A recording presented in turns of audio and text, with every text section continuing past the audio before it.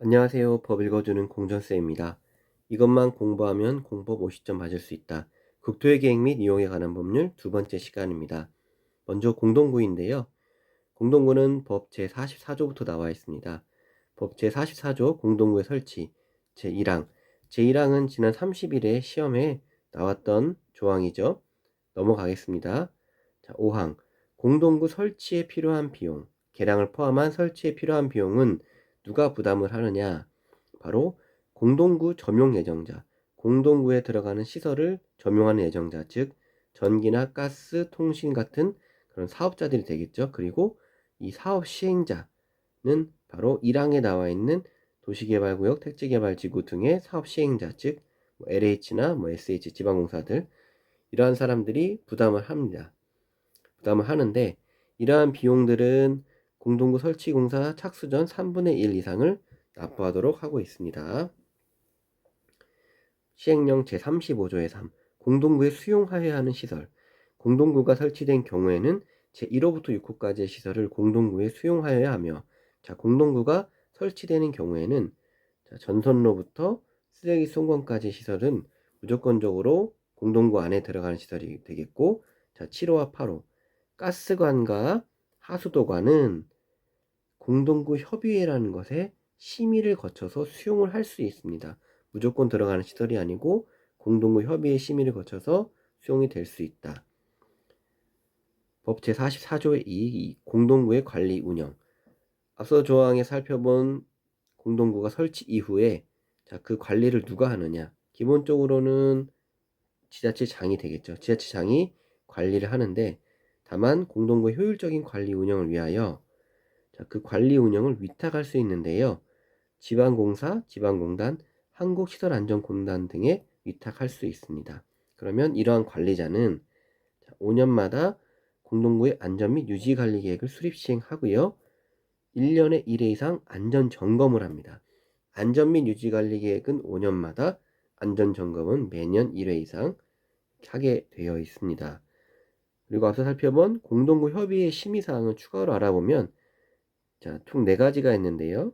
이 수용시설, 그리고 공동구의 설치 계획, 설치 비용, 안전 및 유지 관리 계획에 관한 사항들을 심의하도록 하고 있습니다. 4가지니까 시험에 나오기 쉬운 내용이 되겠죠. 자, 다음 단골 시험 출제 메뉴입니다. 도시군 계획시설 부지 매수 청구 법 제47조예요. 도시군 계획시설에 대한 도시군 관리계획의 결정이 고시일부터 10년, 매수 청구는 10년이에요.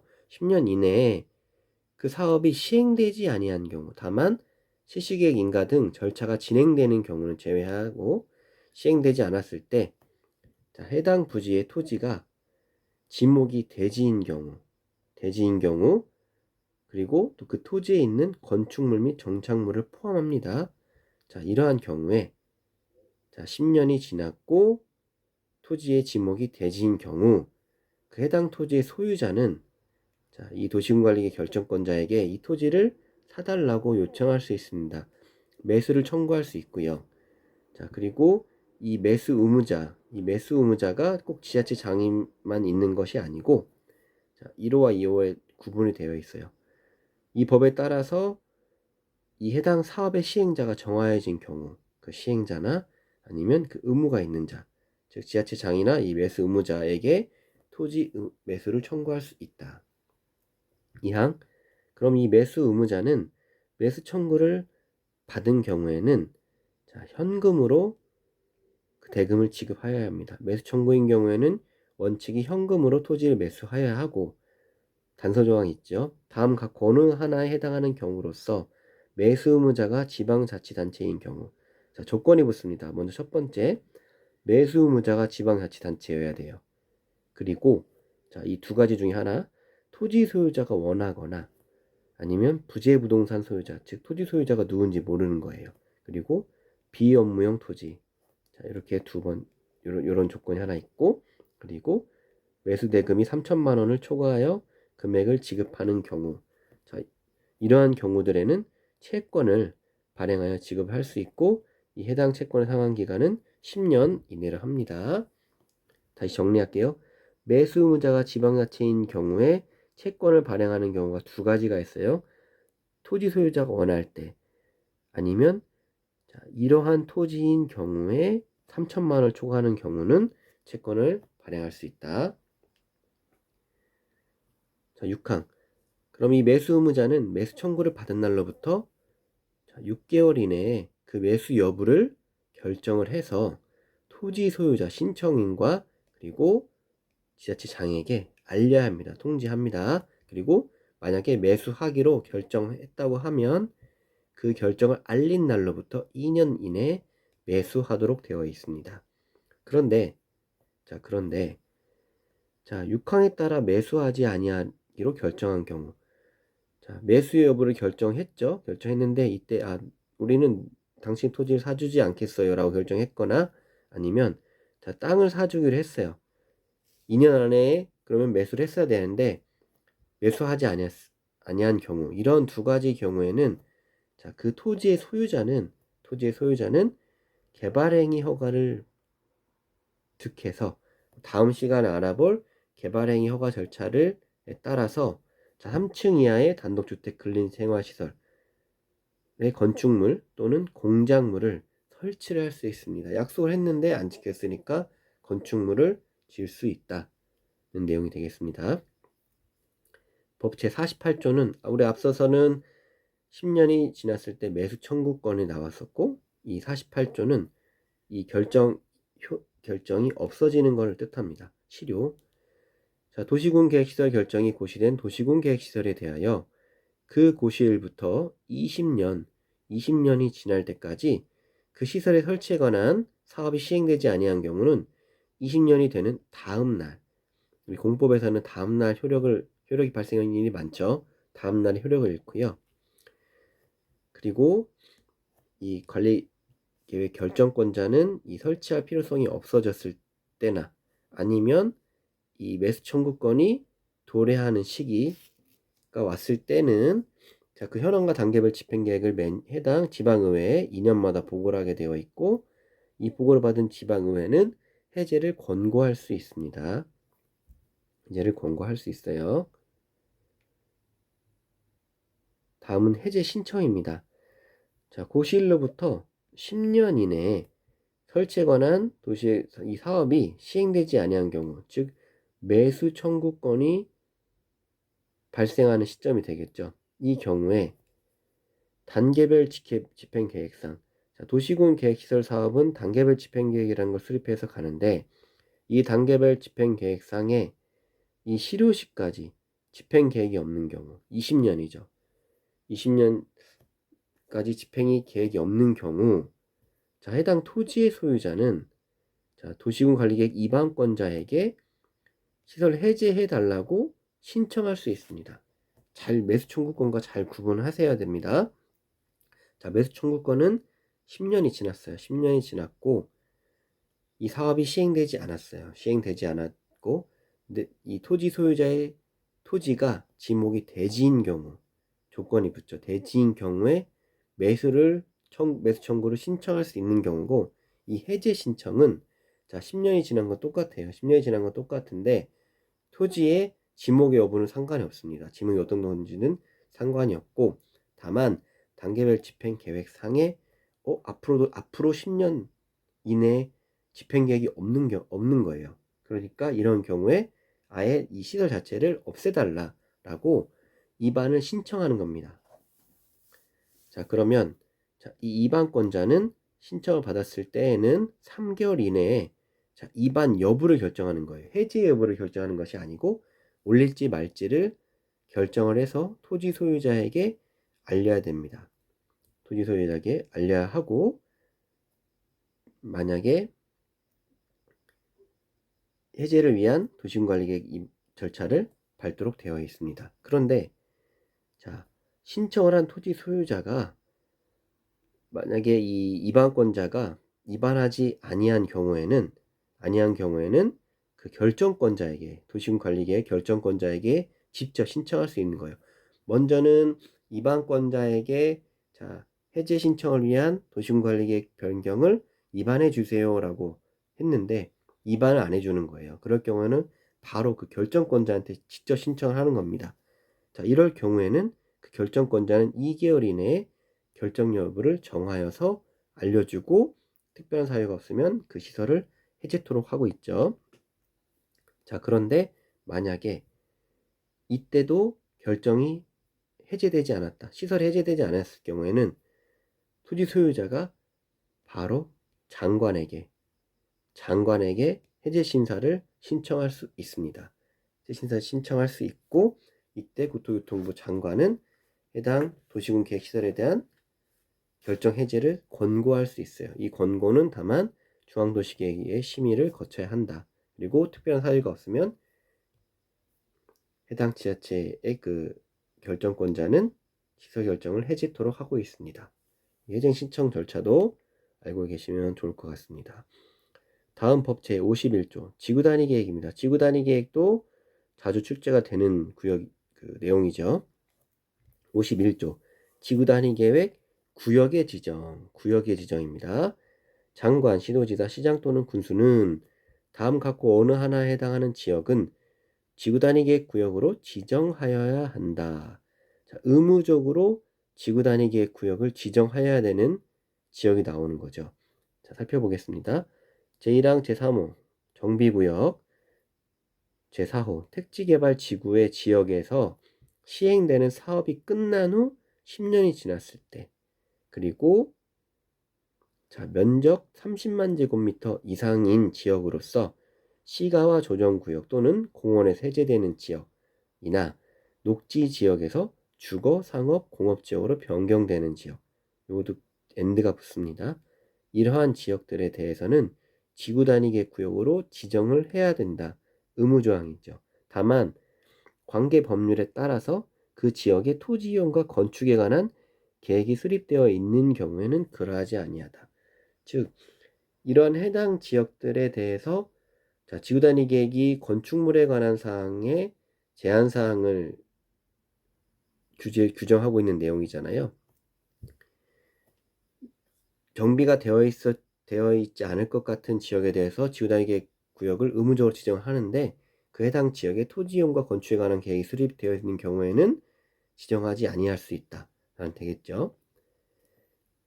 그리고 51조 3항이 되겠습니다. 자, 이 지구단위 계획 구역은 도시 지역 내에서도 지정할 수 있지만 도시 지역 외의 지역에서도 지정을 할 수 있다는 내용이에요. 자, 도시 지역을 다시 짚으면 도시 지역은 주거 지역, 상업 지역, 공업 지역, 녹지 지역이 되겠죠. 이 지역 외에 지구단위 계획 구역으로 지정하는 경우에 자, 두 가지가 있어요. 자, 먼저 1호 지정하는 구역 면적의 100분의 50 이상이 계획관리 지역인 경우 시행령을 또 타고 들어갑니다. 자, 계획관리 지역 외에 지구단위 계획 구역에 포함하는 지역이 생산관리 지역 또는 보존관리 지역일 때 도시 지역 외의 지역도 지구단위 계획 구역으로 지정할 수 있다. 자, 그런데 이 생산관리 지역은 조건이 안 붙는데 보존관리 지역은 또 조건이 붙네요. 자, 만약에 보존관리 지역이 포함될 경우에는 자, 상한 면적이 있어요.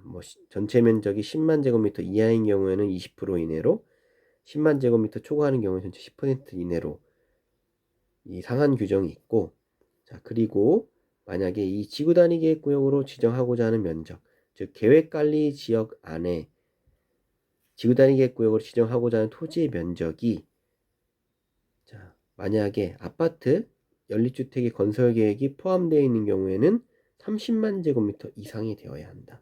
그런데 만약에 지구단위 계획구역이 수도권 정비계획법에 의한 자연보전구역이거나 그 구역 안에 초등학교 용지를 확보하거나 교육청이 동의를 얻어서 구역 밖에 통학이 가능한 거리에 초등학교가 위치하고 학생 수용이 가능한 경우로서 동의를 받은 경우에는 10만 제곱미터 이상으로 한다. 내용이 좀 복잡하죠. 지구단위 계획구역을 지정하는 데 있어서 계획관리 지역인 경우에 자, 그 해당 지구단위 계획구역의 면적의 50% 이상은 계획관리 지역이 되어야 하고, 그리고 그 외 지역이 생산관리나 보존관리 지역이어야 하고, 또 거기에 면적 규정까지 들어갑니다. 외울 게 많죠. 자, 그리고 두 번째, 개발진흥지구. 자, 도시지역 외의 지역인 경우에 개발진흥지구에도 지구단위계획 구역으로 지정할 수 있는데 어느 지역에 지정할 수 있냐? 시행령으로 들어가면 제1항 2호부터 4호까지 요건 앞에 살펴본 그 계획관리 지역에 지정하는 경우 내용과 추가적으로 이 개발진흥지구는 용도지구를 세분이 되잖아요. 5가지로 세분이 되는데 또 조건이 붙어요. 주거나 복합, 특정 개발지구는 계획관리지역 안에 있는 경우에만. 그리고 산업유통, 복합이 나오죠. 자, 차이가 있습니다. 주거 기능이 포함되어 있느냐, 미포함되어 있느냐. 미포함되어 있는 경우까지 해서는 자, 이러한 지역에서만. 관광휴양개발진흥지구는 도시지역이니까 제한이 없는 거죠. 요 사항만 외우면 되겠죠. 이러한 지역에 개발진흥지구가 위치했을 때 도시지역 외의 지역에서도 지구단위계획구역으로 지정할 수 있다라는 내용이 되겠습니다. 자, 그러면 이러한 지구단위계획의 내용에는 어떠한 사항들이 포함되어야 하냐? 법 제52조 계속 들어갑니다. 자, 지구단위계획 구역의 지정 목적을 이루기 위하여 지구단위계획 구역에는 다음 각 호의 사항 중 제2호와 제4호의 사항을 포함한 의무적으로 이 포함한 둘 이상의 사항이 포함되어야 한다. 자, 어떤 내용이냐? 이 기반시설의 배치와 규모, 건축물의 용도 제한, 건폐율 용적률, 높이의 최고 한도, 최저 한도. 이 두 가지 사항들은 무조건 지구단위 계획 안에 내용에 포함되어 있어야 하고 그 외적으로 두 가지 이상의 사항이 포함되어야 한다. 외워두셔야 되겠죠. 뭐 건축물 배치 형태, 색채, 환경관리계획, 경관계획, 교통처리계획 이러한 것들 내용이 포함되어야 한다. 의무는 아니에요. 2호, 4호는 의무적으로 들어가고 그 외 것들은 둘 이상 2호 사항을 포함해서입니다. 자, 시행령 46조 도시 지역 내 지구단위 계획 구역에서의 건폐율 등의 완화 적용. 자, 도시 지역 내에 지구단위 계획 구역을 지정을 했을 때 자, 지구단위 계획 구역이라는 것이 결국 아까 건축물에 대한 제한 사항이라고 했잖아요. 자, 제한 사항만 있는 것이 아니고 완화를 시켜주는 내용도 있어요. 제한을 걸었으니까 주고받는 것이 있어야죠. 그래서 어떠한 내용들이 완화가 되느냐 살펴보겠습니다. 1항 지구단위 계획 구역에서 건축물을 건축하려는 자가 그 대지의 일부를 그 땅의 일부를 공공시설 등의 부지로 제공하거나 자기 땅의 일부를 공공시설로 내놓는 거예요. 아니면 직접 공공시설을 설치하여서 제공하는 경우 되게 통이 크죠. 자, 이러한 경우에는 보답을 해줍니다. 건폐율, 용적률, 높이 제한을 모두 완화시켜줘요. 세 번, 그 사망. 자, 건축하려는 자가 자, 공개 공지 또는 공개 공간을 의무 면적으로 초과해 설치한 경우. 자, 공개 공지나 공개 공간은 연면적 5,000제곱미터 이상의 건축물을 지었을 때 그 건물을 이용하는 자나 아니면 지나가는 보행자에게 어떠한 그 벤치나 쉘터 같은 공간을 의무적으로 내도록 하고 있죠. 면적에 비례해서 그 의무 면적을 초과하여 설치한 경우, 즉 내가 내 땅의 일부를 공공한테 내놓는 거잖아요. 내가 소유를 하고 있지만 누구나 다 이용할 수 있는 공간을 내놨기 때문에 또 인센티브를 주는 거예요. 그런데 여기는 건폐율이 빠지고 용적률하고 높이 제한을 줍니다. 이러한 경우도 되게 인센티브가 높죠. 자, 6항 지구단위계획 구역의 지정 목적이 한옥마을을 보존하고자 하는 경우 또는 차 없는 거리를 조성하고자 하는 경우에 차량 진입 금지 구간을 지정했어요. 자, 차량이 통과를 안 시키는 거예요. 한옥마을이나 아니면 또 차 없는 거리를 통해서 차량 진입 금지 구간 설정한 거예요. 이런 경우에는 자, 주차장 설치 기준을 100%까지 완화하여 적용할 수 있다. 2배를 주는 거죠. 자, 차가 그만큼 못 들어오게 하고 주차장 설치 기준을 더 완화시켜준다. 그리고 다음 7항 다음 각호 1호에 해당하는 경우에는 자, 용적률을 120%를 완화해서 줍니다. 자, 1호 도시지역의 개발진흥지구를 지정하고 당해 지구를 계획지구단위 구역으로 지정하는 경우 120%. 2호 다음 항목의 1에 해당하는 경우로서 시장 또는 군수의 권고에 따라 공동 개발을 하는 경우. 자, 이러한 경우 용적률 120% 완화. 8항 도시지역의 개발진흥지구를 지정하고 당해 지구를 지구단위계 구역으로 지정한 경우, 우리 앞서 봤던 7항에서는 용적률 120%를 줬죠. 자, 그리고 이러한 경우에 또 줍니다. 건축법에 따라 제한된 건축물 높이의 120%, 즉 개발진흥지구는 용적률과 건축물 높이의 120%를 완화해서 적용할 수 있다. 9항 제1항 제1호 다모 공공시설 부지 제공이나 공개공지 설치, 개발진흥지구 공동개발, 쭉 살펴봤던 이 내용들이 해당이 안 되는 경우가 있어요. 무조건 완화를 시켜주는 게 아니고, 자, 1호와 2호에 대한 사항에서는 완화를 해주지 않습니다. 어떤 경우냐? 개발제한구역, 시가조정구역, 녹지지역 또는 공원에서 해제되는 구역, 즉 관리가 어떻게 보면 필요한 지역이에요. 이제 그동안 계속 그 제한을 걸었다가 이제 막 해제가 돼서 들쑥날쑥 이제 건축이 시작될 위험한 지역들이죠. 그 지역들에 대해서는 아무리 저렇게 공공시설 부지를 제공하거나 공개공지 설치 등 토지 소유자가 인센티브를 바라고 내놓는 경우에 완화 적용을 주지 않습니다. 왜냐? 계획적인 개발이나 관리가 필요하기 때문에. 10항 제1항 내지 4항 제7항의 규정에 따라서 완화하여 적용되는 건폐율 및 용적률은 당해 용도지역 또는 용도지구에 적용되는 건폐율의 150% 및 용적률의 200%를 초과할 수 없다. 우리가 국계법상의 용도지역별로 건폐율과 용적률의 상한선이 있잖아요. 그 상한선이 있는데 이 완화돼서 추가로 가져가는 비율이 그 해당 용도지역에서 정하고 있는 건폐율의 150%, 200%를 초과해서 더 줄 수는 없다. 그러한 내용이 되겠어요. 상한선이 있고 거기에 150%나 200%를 초과할 수 없다. 그런 내용이 되겠습니다. 자, 그리고 우리가 앞서서는 도시지역 내에서 지구단위 계획구역을 설정했을 때 완화되는 사항에 대해 알아봤고, 47조는 시행령 47조는 도시지역 외입니다. 도시지역 외에서 지구단위 계획으로 당해 용도지역 또는 개발진흥지구에 적용되는 건폐율의 150%, 용적률의 200% 이내에서 완화하여 적용할 수 있다. 그리고 다만 개발진흥지구에 지정된 지구단위계에 대해서는 아파트 및 연립주택은 허용되지 않는다. 자, 1항은 건폐율과 용적률을 완화하여 적용할 수 있는 규정.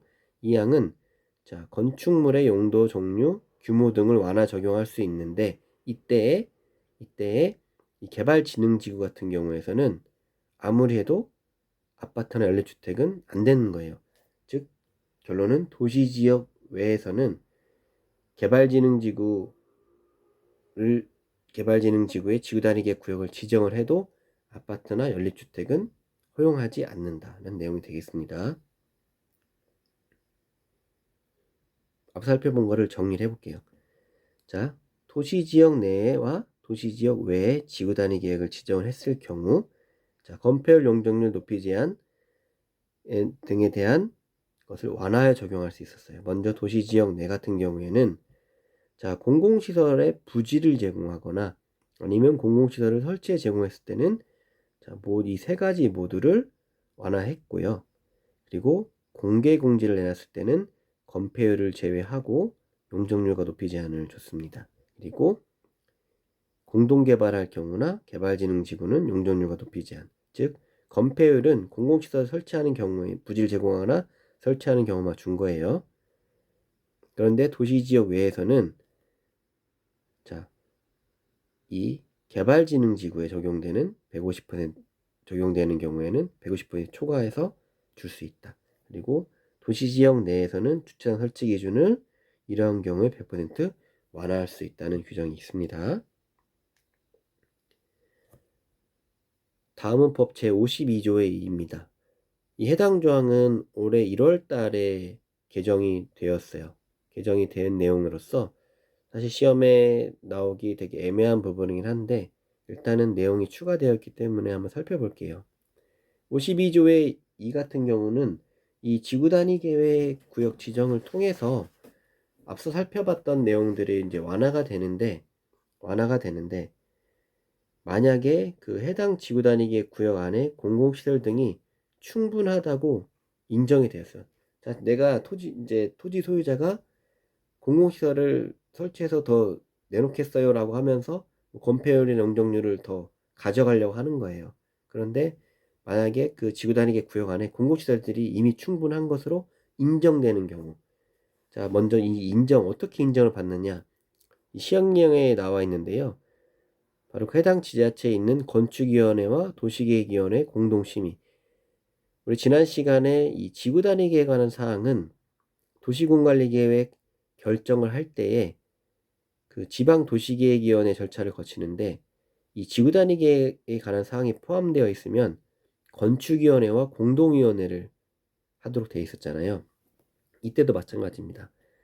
자, 해당 지구 단위 계획 구역 안의 공공시설 등이 충분한 것으로 인정이 될 때 이 공동위원회 거쳐서 인정이 될 경우에는 자, 그 비용, 자, 더 이상 공공시설 설치 안 해도 돼. 그럼 그 비용을 다른 데로 써줬으면 좋겠어라고 하는 거예요. 자, 2항 1호 보겠습니다.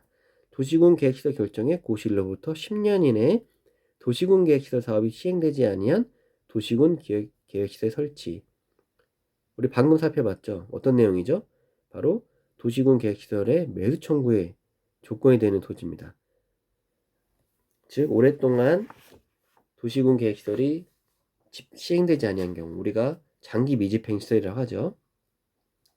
이 장기 미집행 시설에 사업을 하는데 먼저 필요한 비용을 납부하거나 자, 공공임대주택, 기숙사 또는 다른 공공이나 기반시설을 설치하는 데 필요한 비용을 납부를 하도록 하고 있습니다. 자, 그리고 자, 이런 경우에는 이 납부액 중에 일부를 그 해당 구나 군에 기속을 하거나 아니면 이때 기속되는 비용을 기금 설치를 할 수 있고요. 자, 그리고 만약에 이 지자체에서 납부를 받았을 경우에는 설치 비용의 10% 이상을 장기 미집행 시설에 우선 사용을 하고 그리고 귀속되는 시설 설치 비용의 전부를 장기 미집행 시설에 우선 사용해라. 즉 이 조항은 이 장기 미집행 시설을 줄이려고 조항을 새로 신설한 것 같아요. 그러기 위해서 일부러 이런 조항을 만들어서 더 이상 공공시설에 추가적으로 설치하지 않고 빨리 장기 미집행 시설을 해소하기 위해서 해당 조항을 신설했다. 이런 내용이 있다는 거 알아두시면 좋을 것 같습니다. 자, 다음 이 용도지역 안에서 이 건폐율과 용적률 부분인데요. 사실 이 용도지역 안에서 건폐율과 용적률 부분은 거의 매해 시험에 출제가 되어 있었고 회차별로 번갈아 가면서 나왔었어요. 그래서 이 지난 31회 시험에서는 이 용적률에 대해서 나올 줄 알았는데 아예 이 둘 다 나오지 않았었죠. 그러면 추세를 봐서는 다음 시험에도 나올 때가 되긴 했는데 일단 한번 살펴보겠습니다. 자, 용도 지역 안에서의 건폐율. 자, 20%, 40%, 50%이 상한선이에요. 상한선인데 제가 봤을 때는 이 퍼센테이지는 중요치 않습니다. 중요치 않고 최근에 이 추세가 자, 어떤 게 높고 낮느냐에 대한 것으로 많이 바뀌었어요. 즉 예를 들어서 공업지역을 기준으로 해서 어떤 것이 높고 어떤 것이 낮은지를 물어본다든지 순서대로 나열된 것은이라든지 이렇게 많이 나오거든요. 그래서 이 부분을 사실 뭐 퍼센트까지 외우면 좋겠지만 최근 추세는 퍼센테이지는 중요치 않고 순서가 중요하다. 자, 이 부분 같은 경우는 제가 도시지역 아니에요. 전부 도시지역. 자, 주거나 상업, 공업, 녹지. 자, 건폐율 같은 경우에는 이 도시지역 내의 용도지역들은 확실히 상업지역이 높죠. 상업지역이 높고, 그리고 공업지역, 그리고 주거지역 중에 준주거지역이 건폐율을 많이 받고, 그리고 중간이 제1종, 2종 일반 주거지역이나 전용, 그리고 특이하게 제3종 일반 주거지역이 건폐율이 낮습니다. 그리고 녹지지역은 당연히 최소가 되겠죠. 그리고 관리나 농림, 자연환경 보전 지역들은 낮게 됩니다. 그리고 이런 용도지역이 아닌 이런 개발진흥지구나 수산자원보호구역, 자연공원, 취약지구, 농공단지, 산업단지들도 끼워서 내보낼 수가 있어요. 특이점은 산업단지는 공업지역인데 이 공업지역보다 건폐율이 높아요.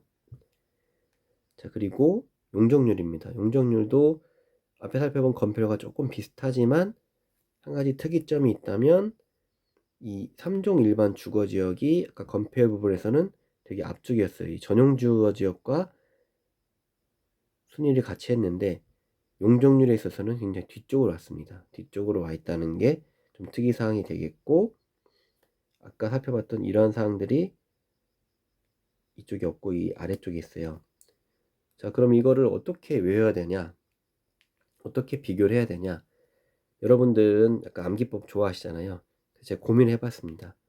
고민을 해봤는데 사실 이 표도 이해를 돕기 위해서 만들긴 했는데 좀 어려울 수도 있을 것 같아서 그냥 올해 용적률이 나온다는 가정하에 조금 제가 암기법을 하나 알려드리면, 자, 먼저 용도지역은 공부하는 셈 치고 도시지역, 관리지역, 농림지역, 자연환경 보전지역으로 나눠져 있죠. 자, 먼저 보겠습니다. 자, 농림지역이나 자연환경 보전지역은 어느 쪽에 있죠? 자, 농림지역, 자연환경 보전 한 세트로 묶고 계획관리지역 포함해서 관리지역까지는 전부 다 이 맨 아래 깔고 있어요. 얘네들은 순위에는 변동이 없습니다. 순위에 변동이 없고 얘네까지 변동이 없고, 자, 도시지역에서는 주거와 상업, 공업, 녹지지역이 있는데 녹지지역도 마찬가지로 거의 바닥을 깔고 있기 때문에 이 부분들에 대해서는 굳이 암기를 하지 않아도 거의 바닥이구나. 뭐 녹지지역만 좀 특이하게 용적률을 넘으면 생산자연 녹지는 뭐 밑에서 두 번째다. 이 정도만 아시면 될 것 같고 나머지는 똑같죠. 요 부분과 이건 똑같기 때문에. 자, 그러면 주거는 전용 주거지역 제1종, 2종, 그리고 일반 주거지역 제1종, 2종, 3종 준주거지역 나눠지고, 상업지역은 근린유통, 일반 중심 있는데 원래 순서상은 이렇게 안 돼 있죠. 뭐 중심, 일반 유통 근린이던가 이렇게 돼 있는데 제가 이 상업지역은 가나다 순으로 나열을 했습니다. 왜 그런지는 좀 살펴볼게요. 이 공업지역은 주거지역과 똑같죠. 전용, 일반, 준주거지역 이렇게 나눠지는데 제가 번호를 붙였어요. 자, 번호를 붙였습니다. 주거지역부터 시작할게요. 제1종 전용이 1번, 2종 전용이 2번, 그 다음에 3번, 4번, 5번, 6번, 그리고 바로 상업지역 넘어갔죠. 왜 제가 가나다 순으로 했는지를 이해하실 겁니다. 근린유통, 일반, 중심, 그리고 공업지역 전용, 일반, 준주거 순서대로 11, 12, 13번으로 나눠집니다. 그러면 용적률만 살펴볼게요. 용적률 암기법입니다. 자, 일단은 용적률은 상업지역이 가장 높죠. 상업지역이 가장 높은데 이제 숫자 내려오는 거예요. 자, 10 중심 상업지역이 제일 높죠. 1500%. 그 다음에 일반 1300%, 19. 그 다음에 유통 1000%, 8이 되겠습니다. 근린 7, 19, 87 쭉 내려옵니다. 19, 87. 그 다음에 높은 것이 준주거 지역이 6번이에요. 자, 19, 87, 6번까지 쭉 내려왔어요. 자, 여기까지 내려왔습니다. 그런데 여기에서 다음 어떤 번호로 5번으로 가는 것이 아니고, 자, 7과 6을 더하면 13이 되죠. 그 다음 바로 13이 됩니다. 자, 13 준주거지역, 준주거 중공업지역, 그리고 일반 공업지역 12, 쭉 내려왔습니다. 13, 12, 그 다음에 10일까지 내려오죠. 10일까지 내려오는데, 자, 10일까지 내려왔습니다. 자, 그럼 이 오른쪽이 다 해소가 됐죠. 여기서부터 다시 이제 10이라고 5하고 10이라고 제 3종 일반 주거지 갔죠. 5 그리고 제 숫자 너무 크게 썼네요. 그대로 내려도 됩니다. 5, 4, 3, 2, 1 이런 순서대로 갑니다. 19, 8, 7, 6까지 와서 7, 6이 합쳐 13이 되고 그 밑에 13, 12, 11까지 쭉 내려온 다음에 이 11은 다시 5와 같고 5부터 다시 5, 4, 3, 2, 1로 내려온다. 제가 한번 나름대로 머리를 짜내서 만들어본 암기법인데 물론 시간이 있어서 검증을 할 때는 이 암기법을 이용해서 검증하시면 좋을 것 같습니다. 이 부분은 선택해서 활용하시면 좋을 것 같습니다. 다음 용도지역 미지정입니다. 법 제79조 용도지역 미지정 또는 미세분지역에서의 행위 제한. 자, 도시군 관리계획을 통해서 도시지역, 관리지역, 농림지역 또는 자연환경 보전지역으로 용도지역을 지정하는데 용도가 만약에 지정되지 아니한 경우, 자, 이러한 경우에 이 건축제한이나 건폐율 용적률은 어떠한 규정을 적용하느냐 할 때는 제일 낮은 자연환경 보전지역에 관한 규정을 적용을 하고요. 그리고 용도지역 중에서 도시지역과 관리지역은 세부 용도지역을 세분할 수 있잖아요. 세부로 나누지 않았다. 용도지역은 지정했는데 세부로 나누지 않았을 경우에는 자, 도시지역인 경우에는 도시지역에서 가장 보존성이 강한 녹지지역 중에서도 보존 녹지지역에 관한 사항을 그리고 관리지역인 경우에는 관리지역 중에 가장 보존성이 관한 보존관리지역에 관한 규정을 적용한다. 어쨌든 제일 낮은 규제가 센 해당 용도지역에 대한 규정을 적용한다는 내용이 되겠습니다. 다음 둘 이상의 지역 등에 걸치는 경우 법 제84조에요. 둘 이상의 용도지역, 용도지구, 용도구역에 걸치는 대지에 대한 적용 기준. 이 부분은 뭐 식도 복잡하고 한데 제가 갖고 오려고 했던 거는 저 계산식 갖고 오려는 게 아니고 자, 건축물이 고도지구에 걸려 있을 경우 고도지구에 걸려 있을 경우에는 자, 그 대지 전부에 대해서 고도지구에 관한 사항을 적용을 하면 되고요. 건축물이 방화지구에 지정이 되어 있을 경우에는 전부에 대해서 방화지구에 대한 건축물에 관한 규정을 적용하고 그리고 하나의 대지가 녹지지역과 그 밖의 용도지역이나 용도지구, 용도구역에 걸쳐 있는 경우는 각각의 규정을 따른다. 원래는 이 1항에 따른 산식이 있는데 그 산식을 무시하는 내용이 되겠습니다. 무시라기보다는 좀 더 강화하는 내용이 되겠죠. 고도지구나 방화지구 같은 경우는 고도지구나 방화지를 따르고 녹지지역과 같이 중복되어 있는 경우에는 각각 용도지역, 용도지구, 용도구역에 관한 사항을 규정에 따른다는 내용이 되겠습니다.